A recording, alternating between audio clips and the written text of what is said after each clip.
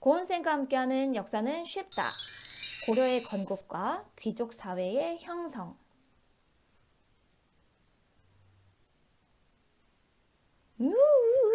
드디어 우리는 고려로 왔습니다. 우리 오늘 사단원을 처음 시작하는 날인데요. 오늘 이 시간에는 고려가 후삼국을 통일하는 과정, 그리고 그 이후에 체제를 정비하는 모습을 같이 먼저 살펴보고요. 그리고 고려의 귀족 사회가 형성이 되게 뒷받침해줬던 것들이 뭐가 있는지를 같이 살펴보려고 합니다. 이 내용을 함께 얘기할 때 우리 친구들은 지금 뭐가 같이 준비가 되어 있어야 돼요? 그렇지, 교과서. 교과서 116페이지를 펼쳐 놓으셔야 됩니다. 그래서 116부터 121페이지까지 내용을 살펴볼 거고요. 또 뭐가 있어야 되지? 그렇지, 학습지.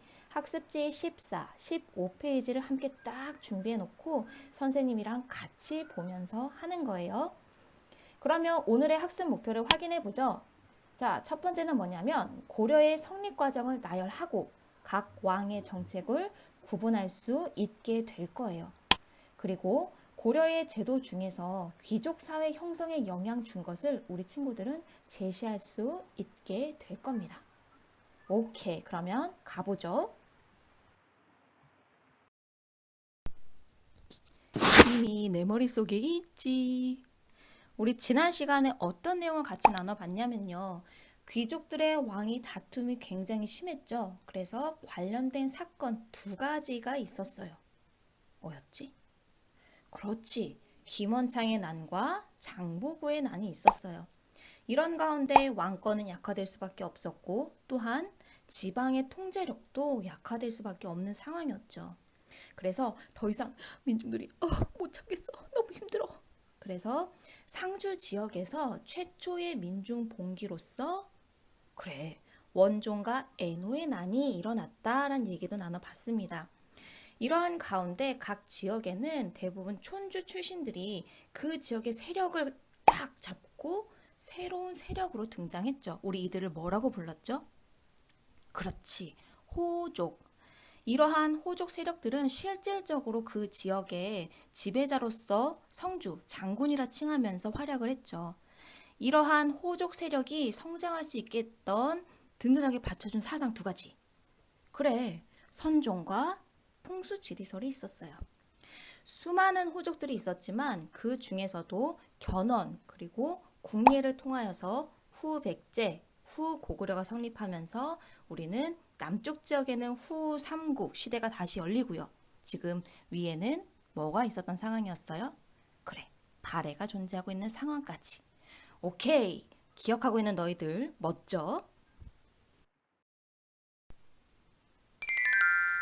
그렇다면 궁금증으로 오늘 내용을 같이 그려보도록 해요. 후삼국에서 어떻게 고려가 등장하게 됐지? 통일 후 고려는 나라를 잘 이끌어가기 위해 뭘 했을까? 왜 귀족 사회가 형성됐다는 거야? 이러한 궁금증을 우리가 이 수업을 마치게 되면 해결되게 될 거예요. 고려의 성립과 민족의 재통일입니다. 우리 지금 화살표가 보이죠? 우리 하나하나 통일의 과정을 지금 살펴볼 텐데요. 첫 번째 918년이었습니다. 바로 고려가 건국이 됐죠. 고려 건국의 핵심 인물 누가 세웠어요? 바로 왕건입니다. 우리는 근데 알고 있어요. 후 고구려가 누구에 의해서? 그치, 궁예에 의해서 지어지게 되는데요. 그때 송악 지방에 왕룡이라는 왕건의 아버지가 이제 그쪽의 호족 세력이었는데 궁예에게 충성을 맹세를 하게 돼요. 그리고 뿐만 아니라 그의 아들이었던 왕건도 궁예의 신하로서 열심히 지금 후백제와 싸우죠. 그래서 남쪽에 있는 후백제의 나주 지역을 점령하기도 해요. 그래서 굉장히 여러 공을 세웠기 때문에 궁예의 신임을 얻는 부하가 되죠. 문제는 이제 궁예가 점차 사람들의 그런 신임을 잃어가고 있는 상황이었어요. 그래서 결국 궁예는 물러나게 되고 왕건이 사람들의 추대를 받아서 왕이 되는 거죠. 그러면서 고려가 건국이 된 것입니다. 지금 보이는 우리 이 왕건의 동상 같은 경우는 굉장히 의미가 있는데요. 왕의 얼굴을 그려놓은 초상화를 우리는 어진이라고 얘기를 합니다. 그런데 이 어진은 여러 개가 있지만 왕의 모습을 이렇게 동상으로 남겨놓은 것은 왕건의 모습이 유일합니다. 현재는 북한 지역에 있어요. 굉장히 아쉽죠. 우리 이 사진을 봅시다. 이것은 지금 송악, 개성에 있었던 궁궐터예요. 이 터와 관련된 우리 올해 나왔던 기사를 한번 보죠. 개성 만월대에 디지털 기록관을 만들면서 정부가 지원을 한다라는 얘기인데요. 밑에 있는 내용을 봅시다. 남과 북이 2007년부터 2018년까지 12년 동안 개성 만월대에 공동 발굴 조사를 했대요. 그래서 출토했던 60만여 점의 유물 자료를 이제 정리하고 가공을 해서 디지털 자료로 만드는 그런 사업을 하기 위해서 지원을 한다라는 거예요. 굉장히 멋진 모습이에요. 우리가 비록 지금 분단되어 있지만 같은 역사를 가지고 있기 때문에 함께 협력해서 역사를 발굴해내고 기억하는 작업을 하는 거죠. 비록 우리 지금은 대북 전단 사건 때문에 남과 북이 조금 큰 갈등을 겪고 있어요.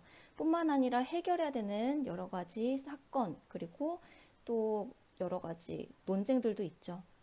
해결해야 될 것은 많지만 우리가 하나하나 해결해 나가서 통일신라가 그랬던 것처럼, 그리고 고려가 그랬던 것처럼 통일을 하게 된다라면 정말 어마어마한 일을 우리가 역사를 맞이하는 순간이 되겠죠. 그 날이 조금 속히 오기를 선생님도 소망을 해봅니다. 자, 그 다음 사건입니다. 926년에 발해가 멸망을 했어요. 누구에 의해서? 그렇지, 거란에 의해서 멸망합니다. 그리고 발해의 유민들을 고려가 포용을 해주죠. 그리고 935년이었어요. 신라가 투항을 옵니다. 우리는 백기 받아주세요. 싸우고 싶지 않아요. 이제 고려는 신라를 흡수를 합니다. 그런데 이 사이에 어떤 일이 있었냐면요. 이것은 경주에 있는 안압지라는 곳인데요. 이제 우리 고려시대 때 삼국의 역사를 지은 책이 있어요. 바로 삼국사기인데 김보식과 여러 신하가 함께 지은 책이죠. 그 책에 보면 어떤 내용이 기록되어 있냐. 신라의 경혜왕이 이곳에서 유희를 즐기고 있다가 후백제 견훤의 침략을 제때 방어하지 못하고 죽음을 맞이했다라고 되어 있어요.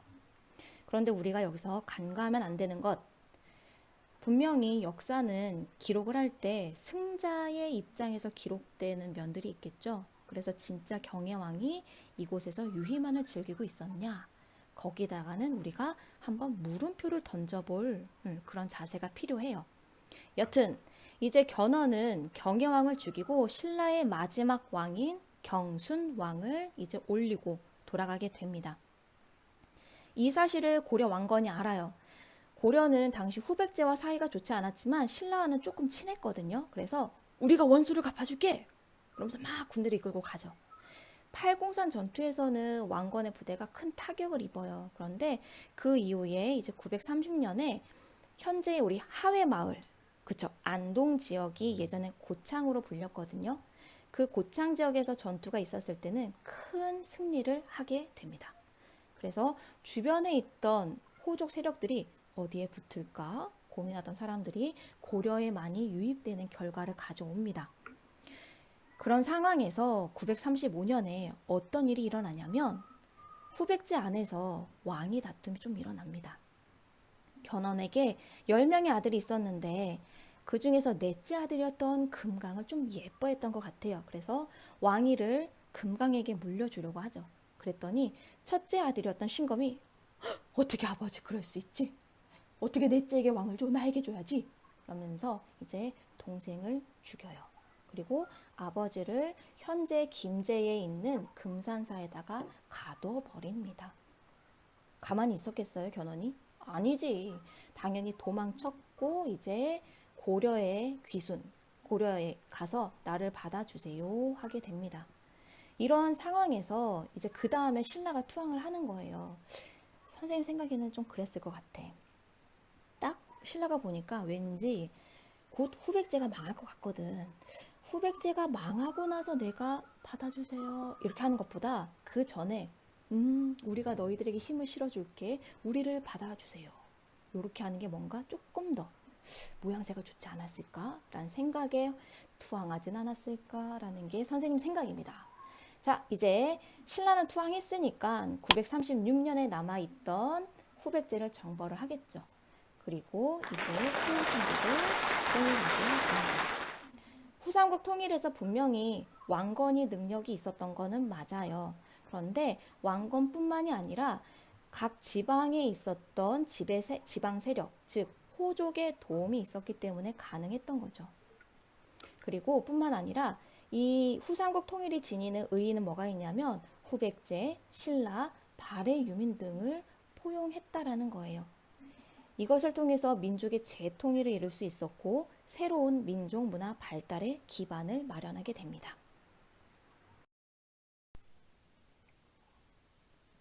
이렇게 통일을 한 이후에 각 왕들은 어떤 정책을 펼쳤을까요? 아마 그 시기마다 행해야 되는 과제들이 있었을 거예요. 즉 고민거리가 있었을 거죠. 우리는 3명의 왕을 살펴보려고 합니다. 먼저 첫 번째 만나볼 왕은 우리 왕건, 즉 태조예요. 태조는 많은 일들을 했어요. 우리 교과서에도 지금 쭉쭉쭉쭉쭉 118페이지에 설명이 나오는데요. 선생님이 그 내용들을 지금 5개로 구분을 해놨습니다. 이렇게요. 지금 이 내용이 괄호 안에 어디에 위치하게 될지 우리 차근차근 살펴보도록 합시다. 먼저 첫 번째 내용이에요. 고구려 계승 의식이 있었습니다. 그래서 나라 이름을 우리 고려라고 한 거죠. 우리 고구려라고 하는 나라의 명칭도 고려라고도 불렸다라는 얘기 예전에 했었죠. 그래서 나라 이름 정한 걸로도 알 수 있지만 뿐만 아니라 서경, 즉 평양을 중시하는 모습을 보여줘요. 왜? 옛날 어디의 수도? 그렇지, 고구려의 수도였기 때문입니다. 그리고 거란과 국교를 끊어요. 왜? 그래, 고구려 계승 의식이 있는 발해를 멸망시켰잖아요. 그래서 이러한 고려는 북쪽으로 영토를 확대해 갑니다. 오른쪽에 있는 지금 지도를 보세요. 지도를 보면 노란 색깔의 고려 건국 초의 영토예요. 그런데 거기서 지금 분홍 색깔로 지금 표시되어 있는 부분이 있죠. 거기가 태조가 북진 후의 영토라고 나오죠. 지금 왼쪽에 흐르는 강이 청천강이 있어요. 우리 청천강 하면 뭐 기억나? 그래, 을지문덕의 살수대첩 기억나죠? 그 청천강에서부터 오른쪽은 영흥이라는 지역이 있어요. 여기서 영흥만이라고 하는 것은 해안가에서 육지로 쏙 들어온 것을 우리 만이라고 부르죠. 그래서 영흥만까지 영토를 확장했다라고 하는 거예요. 그렇다면 여기에 들어가야 되는 내용은 뭐겠어요? 그래, 북진 정책입니다. 북쪽으로 고구려가 차지하고 있었던 땅을 회복하자, 북쪽으로 진격하자. 그래서 북진 정책입니다. 두 번째 내용을 보죠. 빈민을 구제하는 노력을 보이고요. 세금을 감면해 줍니다. 이것은 그래, 민생 안정이겠죠. 일반 민중들의 생활을 안정시켜 준 거예요. 그리고 태조의 가장 큰 고민이 뭐가 있었냐면 바로 어떻게 호족 세력을 포섭할 수 있을까 고민을 하게 됩니다. 왜냐하면 우리 조금 전에 얘기를 하기도 했지만 이제 후삼국을 통일했을 때 지방의 많은 그 호족 세력들의 도움을 받았기 때문에 이들을 지금 함께 이들을 무릎 꿇리고 이들을 배제시키는 것이 아니라 이들과 함께 어떻게 하면 고려를 더욱더 잘 이끌어 나갈 수 있을지, 화합해서 나아갈 수 있을지 왕은 고민을 하는 거죠. 그래서 생각해낸 방법이 무엇이냐? 바로 호족과 혼인 관계를 맺습니다. 각 지역에 진짜 유명한 호족 세력들, 호족 가문과 결혼을 해요. 그래서 태조 왕건은 29명의 부인이 있었어요. 그리고 태조 왕건과 같은 왕씨성을 하사해 주기도 하고요. 또는 관직, 토지를 내려주기도 합니다. 이것을 통해서 무엇을 하고자 한 거죠? 그래요. 호족을 포섭하고자 한 거죠. 그리고 네 번째입니다. 발해 유민들을 포용하고요. 옛 고구려, 백제 출신 세력을 지배 세력으로 수용을 하는 모습을 보입니다. 이것은 민족 통합이죠. 우리 통일신라에서도 민족 통합 모습 보였던 거 기억하죠? 마지막이에요. 다양한 사상을 인정해 줍니다. 그리고 중국 문화를 주체적으로 수용하죠. 이것은 바로 문화 정책이라고 할 수 있어요. 여러분, 태조 같은 경우에는 이제 막 고려 그리고 후삼국을 통일해서 나라를 확장시켰던 상황이기 때문에 어떻게 하면 통일 이후의 상황을 안정시켜서 나라를 이끌어 나갈 수 있을까 고민을 하게 되는 거예요. 그래서 함께 나라를 통일시킬 수 있었던 것을 도와줬던 호족 세력을 끌어안고 나가는 모습을 보이는 거고요. 그리고 이제 민족 통합의 모습도 보여야겠죠. 뿐만 아니라 이러한 혼란한 시기에 고생했을 민중들을 민생의 삶을 안정화시키기 위해서 그들을 품어주는 모습도 보이는 거고요. 고려란 나라는 이런 나라야 정체성을 확립하는 모습도 보여주고 있는 거예요. 바로 이러한 모습을 보여주는 게 누구였다? 그래, 태조의 정책들이었어요.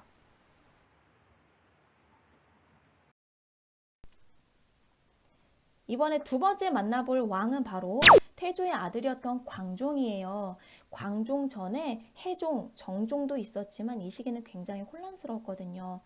광종의 가장 큰 고민은 무엇이었는고 하니 어떻게 하면 호족 세력을 약화시키고 왕권을 강화할 수 있을까라는 고민을 하게 됩니다. 그래서 어명을 여러 번 내립니다. 그 내용 첫 번째 어명이요. 본래 노비가 아니었는데 전쟁 포로가 되거나 빚을 갚지 못하여 노비가 된 자를 조사하여 양인으로 돌아가게 하라. 자, 봅시다.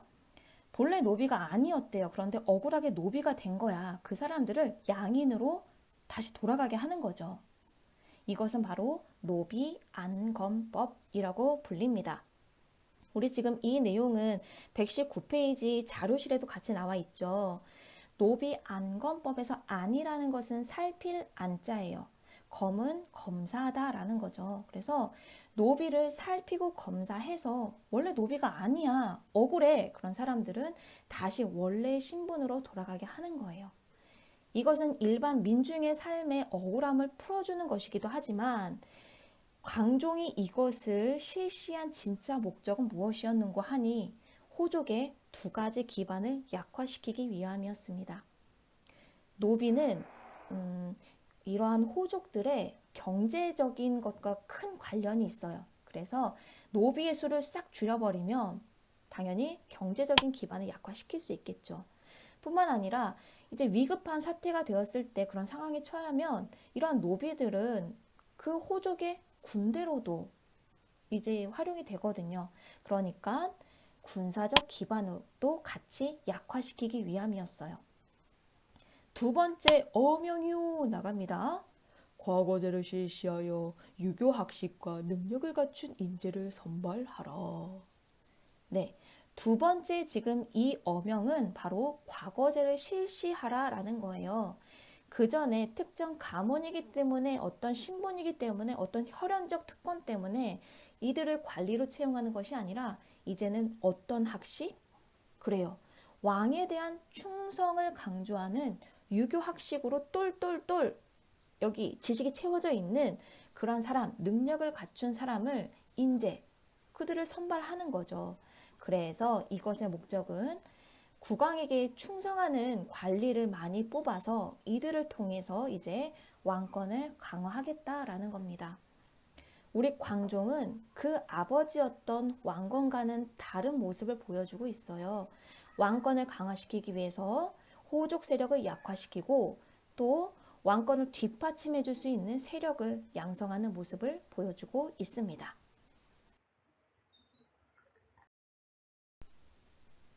이번에는 마지막 세 번째 왕, 바로 성종을 같이 만나보려고 해요. 우리 성종의 고민을 먼저 봐보죠. 어떻게 하면 국왕과 신하가 조화를 이루는 정치를 할 수 있을까? 고민을 하게 됩니다.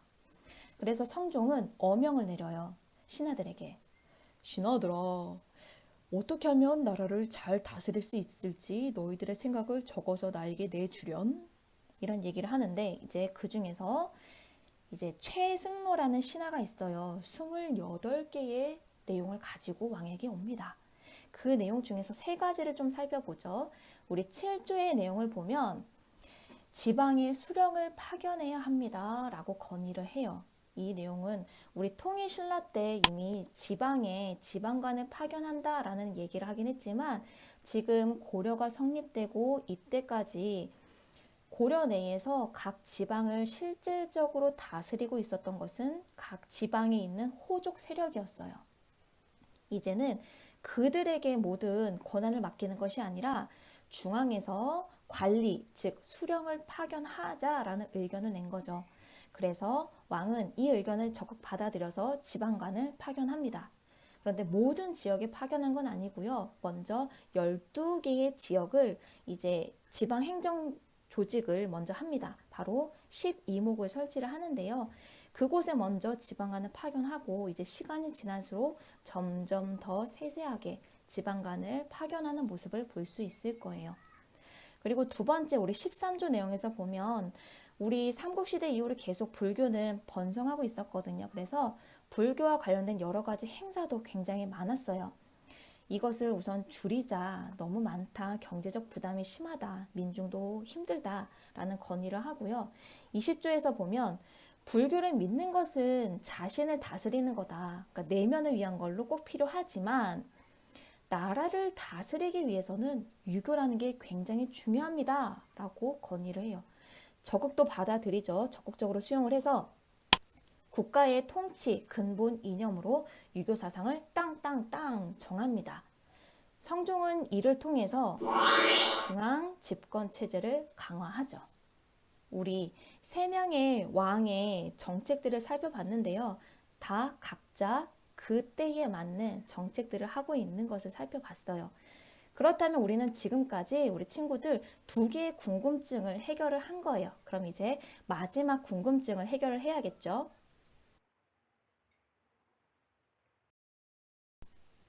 야, 안 돼! 아, 뭐가 안 돼? 뭐가 안 되냐면 제도에 극과 극의 모습이 있는 거예요. 즉, 지금 우리 원래 특정 신분이기 때문에 어떠한 가문이기 때문에 그들이 권력을 가지고 있는 모습들은 당연히 우리가 상상할 수 있잖아요. 그런데 능력이 중시되는 그런 모습도 있거든요. 고려는 이 2가지 모습을 함께 가지고 있어요. 그래서 각 입장마다 안 돼, 안 돼 라고 외치는 거죠. 그러면 극과 극의 모습이 어디에서 보이는지 살펴볼 건데요. 우리는 2가지 분야에서 그 내용을 찾아볼 거예요. 먼저 관리 선발이고 그리고 토지 제도입니다. 우리 친구들은 지금 학습지 15페이지를 보고 있는 거 알죠? 우리 함께 차근차근 살펴보죠. 먼저 관리 선발부터 봅시다. 능력으로 뽑는 제도가 있는가 하면 우리 신분으로 뽑는 제도도 있어요. 능력으로 뽑는 것은 이미 우리 앞에 했습니다. 바로 광종 때 무엇을 실시했죠? 그래, 과거제를 실시했죠. 그리고 신분으로 뽑는 거, 우리 빨리 이때 교과서를 보는 거야. 121페이지 굵은 글씨, 과거제 말고 뭐 나와요? 그래, 음서제라는 것이 있습니다. 우리 고려시대의 관리를 이제 뽑았던 이 내용을 좀 표로 그림으로 보죠. 여기서 볼 때 문과, 그리고 잡과, 그리고 승과가 있어요. 이것이 바로 과거제로 뽑는 건데 만약에 내가 글을 굉장히 잘 써. 그러면 나는 제술가를 시험을 보는 거예요. 나는 여러 책들에 대한 이해가 굉장히 깊어. 막 술술 읊어낼 수도 있고 그것을 심오하게 막 탐구를 해. 그러면 나는 명경과를 시험을 보는 거예요. 이를 통해서 관료로 나아갈 수도 있고요. 나는 어떤 기술에 되게 출중해. 지금으로 말하면 뭐 내가 의사 또는 판사, 변호사 또는 내가 뭐 외교관, 통역하는 사람 이러한 곳에 재능이 능하다 하면 잡과를 시험 봐서 기술관으로 나아가게 되는 거예요. 그리고 내가 승려인데 승려가 되고 싶다 그러면 승과를 봐요. 그래서 내가 교종인지 선종인지 따라서 시험을 보고 승관이 되는 거죠. 이렇게 살펴볼 때에 동그라미가 쳐 있지 않은 거 뭐 남았어요? 그래, 음서 남았다. 음서는 신분으로 주어지는 혜택이에요. 여기서 음이라는 것은 우리 친구들 그늘 음자예요. 우리 음지, 양지 할 때 그 음인데요. 무언가의 그늘이 나한테 영향을 미쳐주는 거예요. 우리 음서제를 받을 수 있는 대상이 누구였는고 하니 바로 왕족, 공신의 후손, 5품 이상의 고위 관료의 자녀들이 음서의 혜택을 받아갑니다. 그러니까 내 아버지나 나의 할아버지가 높은 관직에 있어, 아니면 왕족이나 공신이야, 그러면 그 후손들은 자연스럽게 음서제의 혜택을 받게 되는 거죠. 과거제와 음서제는 굉장히 극과 극이라는 것을 알 수 있어요. 그러면 토지 제도를 살펴봅시다.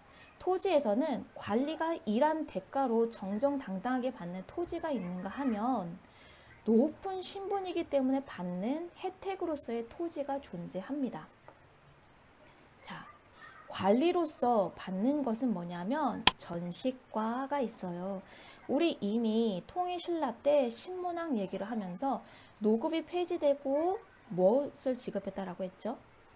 그치, 관료전을 지급했다라고 했어요. 이것처럼 각 시대마다 관직에 있는 사람한테 주는 토지의 명칭이 조금 달라요. 우리 이제 통일신라 때는 관료전이라 부른 거고요. 고려시대에는 전식과라고 부른 거예요. 그리고 이제 조선시대로 나아가게 되면 이제 과전법이라는 명칭으로 또 바뀌어지는 걸 우리가 볼 수 있습니다. 자, 그럼 이번엔 높은 신분에게 받는 혜택으로서 뭐가 있었느냐? 이것도 음자가 들어간다. 공음전. 음으로 우리 같이 묶어서 이해할 수 있겠죠? 우리 이 전시가는 어떠한 거였냐면 소유권이 아니에요. 수조권, 즉 세금을 거둘 수 있는 권리인 거죠. 그러면 내가 관리이기 때문에 받으니까 관직에서 물러났어. 그럼 어떻게 해야 돼? 그래, 반납해야 돼. 공음전은 무엇이었느냐? 이것도 누구나 받는 게 아니죠. 높은 신분, 즉 5품 이상의 고위 관료가 받게 됩니다. 그런데 이것은 세습이 가능했어요. 왜 그런지 봐봐. 내가 5품 이상이기 때문에 공음전을 받았어. 그런데 내가 5품 이상이니까 나의 자녀들은 음서제로 관직에 나아갈 수 있고 또 승진도 빨라. 그럼 이 자녀들이 5품이 또 되겠죠. 그러면 자연스럽게 내 후손들에게 그 땅이 세습되게 되는 거예요. 이렇게 되면 무슨 문제가 일어날까? 원래는 국가의 토지야. 그런데 대대로 내려오면서 우리 집이 그 땅을 소유하고 있었어. 그러면 자연스럽게 시간이 흐르면 국가 토지가 아니라 원래부터 내 땅, 이런 생각이 생기게 되겠죠. 그러면 우리 땅이라는 것은 한정되어 있다라는 걸 알죠. 그런데 이런 토지가 점점점 부족해지는 모습을 우리는 유추해낼 수 있어요. 좋습니다. 이렇게 관리 선발과 토지 제도 안에서 내가 특정 신분이기 때문에, 그리고 내가 높은 관직에 있기 때문에 받는 혜택이었던 음서제와 공음전, 이 두 가지는 이러한 관직에 오른 특정 가문들이 더 세력을 키울 수 있는 기반이 되어주게 돼요. 그리고 이러한 세력을 키운 가문들끼리 혼인을 통해서 더욱더 세력을 더 넓히겠죠. 그래서 이들이 바로 귀족 사회를 형성하게 됩니다.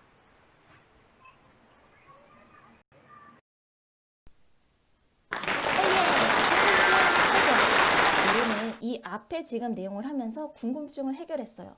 후삼국에서 어떻게 고려가 등장하게 됐는지, 그리고 통일 후 고려는 나라를 잘 이끌어가기 위해서 대조, 광종, 성종 때에 어떤 정책들을 펼쳤는지, 그리고 마지막으로 왜 귀족 사회가 형성됐다고 하는지 우리는 두 가지 들어가는 걸로 확인을 했습니다.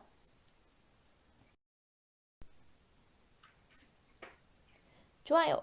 우리 친구들 이제 학습지 14, 15페이지에 선생님이랑 같이 했지만 놓쳤던 부분이나 기록이 안 된 부분들 채워보고요. 교과서를 다시 116에서 121페이지를 꼼꼼히 읽어보는 거예요. 그런데 120페이지는 생략. 거기는 읽지 않아도 괜찮아요. 선생님이 거기 지금 안 다뤘거든요. 왜 안 해요? 걱정 마세요. 뒷부분 내용을 할 때 선생님이 그 내용을 거론할 겁니다. 그래서 중앙정치와 지방행정 부분은 선생님 다음에 나아가는 내용에서 우리 같이 그때 관련 있는 내용으로 이어서 같이 살펴보도록 해요. 이 소리는 우리 친구들 멋져요 라고 하는 닭의 소리입니다. 오늘 수업은 여기까지. 역사는 어떻다? 쉽다.